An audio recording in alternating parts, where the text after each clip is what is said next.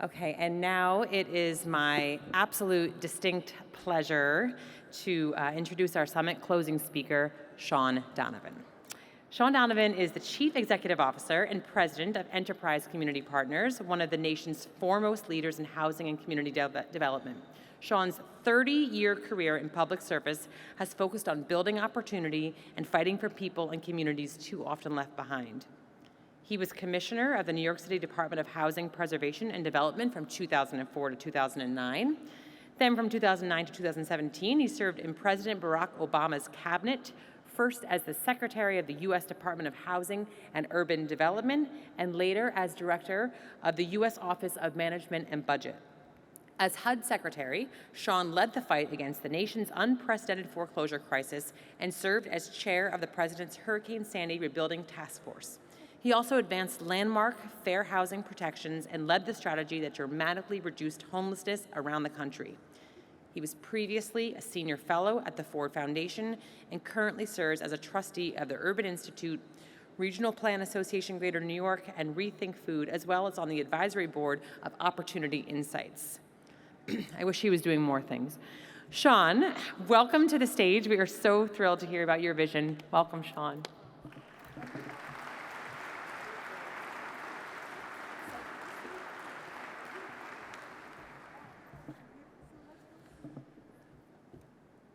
Thank you so much for the warm introduction, and you can't tell how excited I am to be here. When the National Building Museum reached out to me to close this conference, I knew I was going to be running Enterprise, the partner in creating this conference, but nobody else knew. And it is something I've been excited about, to be with so many, as you could see, so many friends and former colleagues here. And it's also amazing to be back in one of my favorite buildings literally in the world. As a lapsed architect, I just can't get enough of coming into this amazing space and being inspired in the way that I am today. And it has been inspiring. It's been an amazing day of hearing how we can work together on this nation's affordability crisis, how we can build more equitable future cities. And it goes without saying that no one solves these challenges alone. These conversations show how we have to work across disciplines, across sectors, across generations to make sure that an affordable home is possible for the millions of Americans without one. And in summing this up, which is very hard to do, building on this last panel, I'm going to maybe depress you a little bit more to begin with, but then try to end with a call to action and a call of hope as well. So for those of you who don't know about Enterprise, and I hope that's very few, I just want to say a word about why I am so excited to be starting. I'm literally on day 12 today. Why I am so excited to be at Enterprise. It is, of course, one of the leading nonprofits in the country, and I think one of the most powerful platforms to make a difference on all the issues that we're talking about today. Since 1982, Enterprise has done it all, supporting community development corporations on the ground, aggregating and investing capital for impact, advancing housing policy at literally every level of government all across the country. And many people don't know that we also own and manage over 13,000 units of deeply affordable housing. So we listen on the ground to the most important people that we serve, who are our residents every single day. And I will also say that Enterprise is coming home to me in so many ways. I've known and admired Enterprise for 30 of the 40 years of its existence, going all the way back to my very first job when I finished school working in the South Bronx. I heard about this amazing guy named Bill Fry and the work that Enterprise was doing across the South Bronx, and I was inspired even then. So I'm enormously proud to be standing here as the new leader of Enterprise as it enters its 5th decade. So one of the reasons that I came home to enterprise is that I feel, and we started to talk about this in the last panel, that affordability is on the nation's radar screen in a way that I've never seen in my 30 years of work in affordable housing and community development. And by that I mean it has been a chronic affliction for decades, with affordability challenges getting worse. But the crisis that we've experienced these last few years is acute in a different way, bringing it more profoundly into the national conversation. Since the COVID pandemic took hold, we've seen the largest increases in rents on record, literally since we started keeping track of this data 40 years ago, including an 18% annual increase in rents. And this is not in specific places, this is nationally. Home sale prices soared along with climbing interest rates, putting homeownership even further out of reach for so many families. And reversing 10 years of progress, the share of people in the country who are paying far too much for housing increased for the first time in a decade between 2019 and 2021. Those increases are widespread and not confined to one area or region or some group of high-cost cities. The issue is on the radar because this challenge is everywhere. An affordable home is increasingly out of reach in rural areas, in the suburbs, across tribal regions, and in communities once viewed as quote-unquote inexpensive. Once one of this country's most affordable cities, Boise, Idaho, has seen rental prices and home prices surge, with some longtime renters seeing their monthly rent bill quadruple, literally quadruple. High housing costs in coastal California have crept inland, seeping into Modesto, Bakersfield, and Stockton, and so many other places. And this story goes on and on across the country.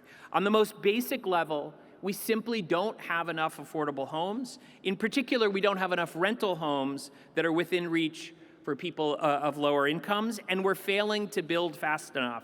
Think about this. The country shed 1.2 million affordable rentals from just 2019 to 2021.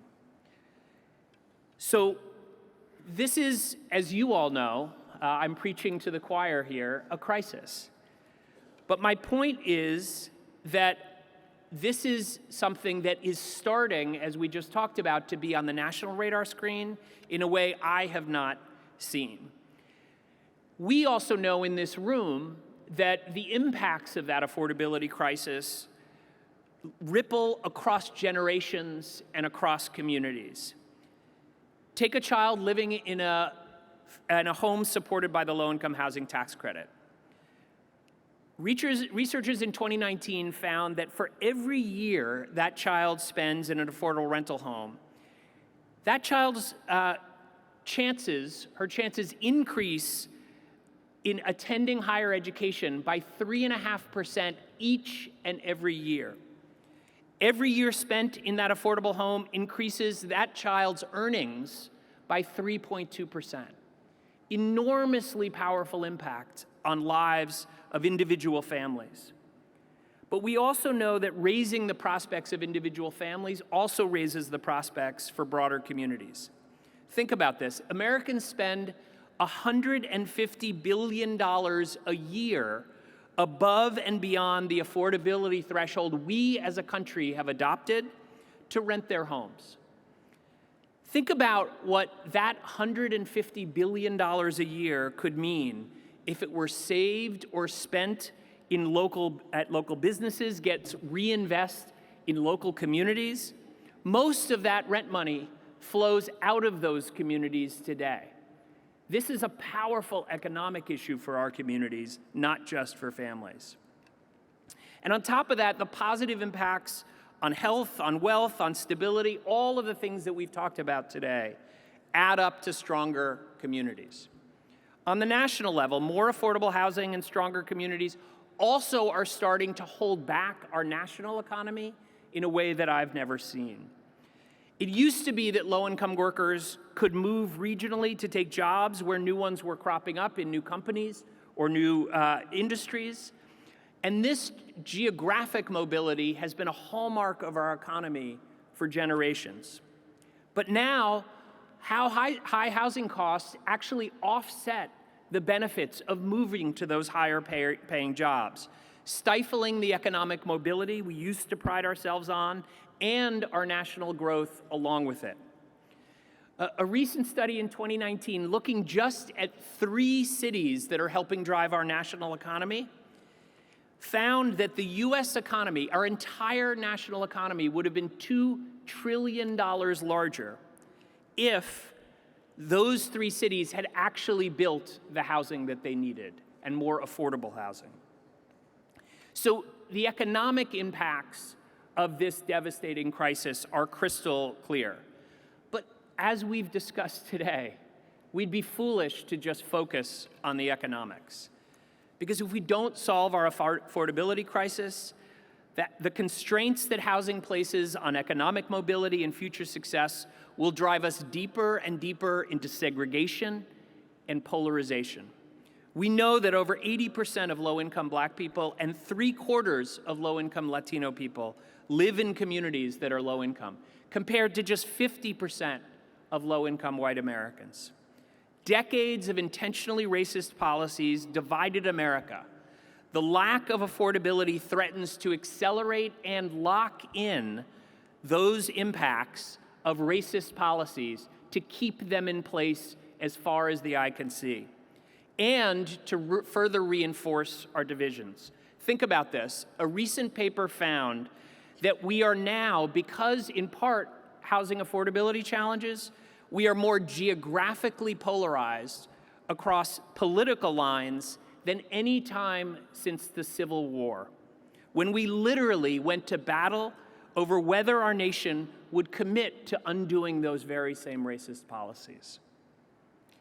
So inside this room, we have our work cut out for us, and we don't have a minute to lose.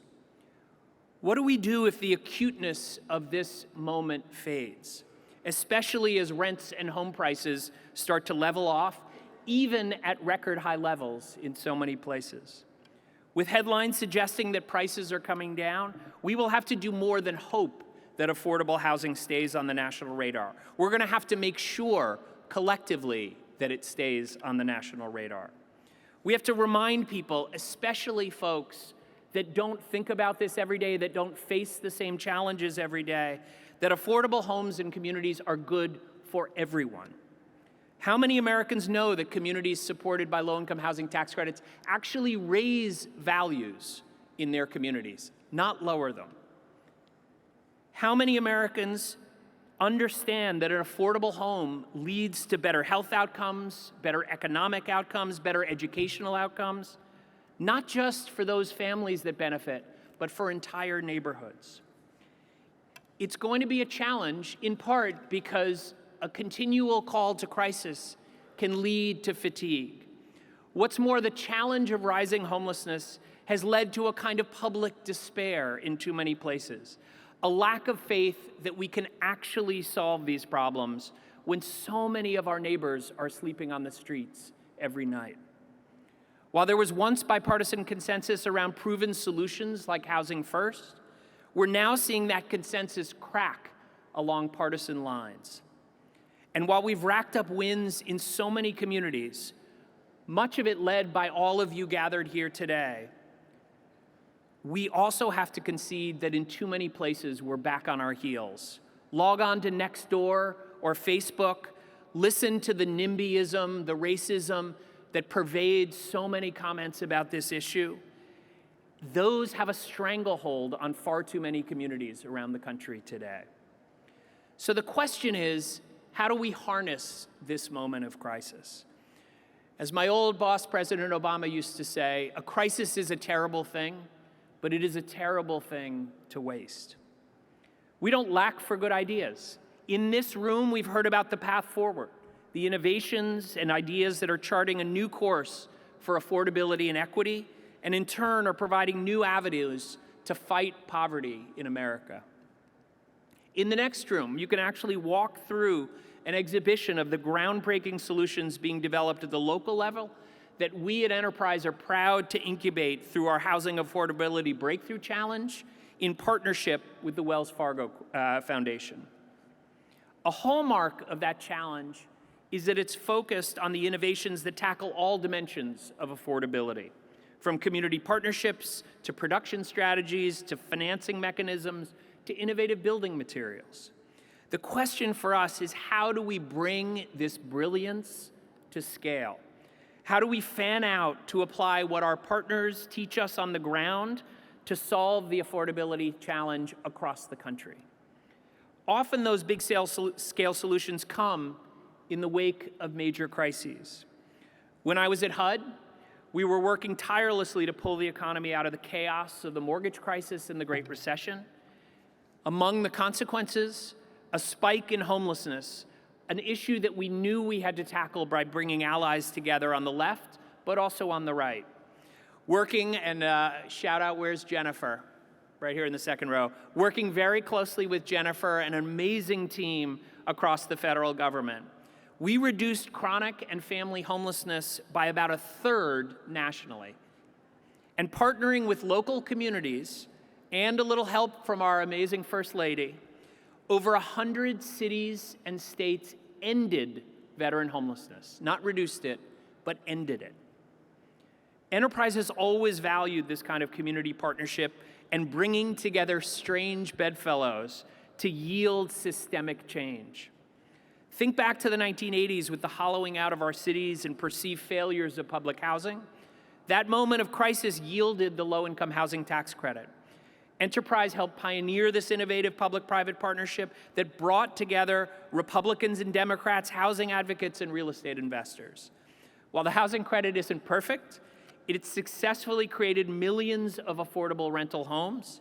And every day we work with our partners across the spectrum to try to make sure we improve and expand the program. We've seen that working together with communities and a broad group of stakeholders yield successes by transforming zoning in Minnesota. Despite Jennifer's modesty about its success, it sent a signal to the rest of the country. The work even preceding that here in the Mid-Atlantic in many communities. The rallying together of religious groups and progressives to fight homelessness. All are examples of these broader movements that are brought together on the local level. So when we unite around a common purpose, we find new combinations of allies and changemakers, and we create solutions hand in hand with those who know the solutions best.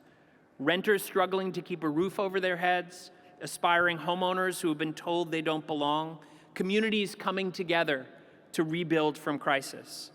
Those are the voices that increasingly are emerging in these conversations and that we all need to listen to and to follow. And that's been at the heart of Enterprise's leadership and work and our mission for the last 40 years. I do believe that together we are making progress as a movement. Housing is on the cusp of success at the federal level. Many of our hopes were dashed when the major housing funding in Build Back Better was one of the last two provisions left on the cutting room floor. But remember the success of the work you all did to get billions of dollars out incredibly quickly to avoid the devastating consequences of evictions around the country. And remember that Congress has passed a new deal that can help make homes and communities more affordable, more resilient, more beautiful, so many of the things that we've talked about here today. The American Rescue Plan, the Inflation Reduction Act, the CHIPS and Science Act, the Infrastructure Investment and Jobs Act, together they represent $4 trillion that, if harnessed, could be directed into greener, more affordable, more resilient homes and communities nationwide. Just think, if you could reduce a renter's utility bill by half, their broadband bill by half, what would that mean for their ability to save, to spend, to fund a future? And what if women and people of color can finally get access to the careers for building all of this stuff we're going to see around the country? What's the next low-income housing tax credit? What's the next innovation that will break through this crisis? Those ideas are bubbling up in this room today and in neighborhood meetings, university research labs, and federal, state, and local government offices right now. The challenge is transforming this crisis into opportunity. The challenge is turning this room into a stadium of supporters. The challenge is building a movement that can finally win the right for every American to have a decent, safe, and affordable place to live in a community of true opportunity. I can't tell you exactly how we build that movement. Heck, I'm only 12 days in. But what I can tell you is that we have the makings of it right here in this room. And I can tell you that I am committed to bring every resource and every person that Enterprise has within our teams, across the country, our partners, to make sure that we can build that movement together. I was asked today if I thought we're at a historic moment when it comes to affordability and the future of our cities. Yes, this is a historic moment. The question is, will we live up to it? Thank you.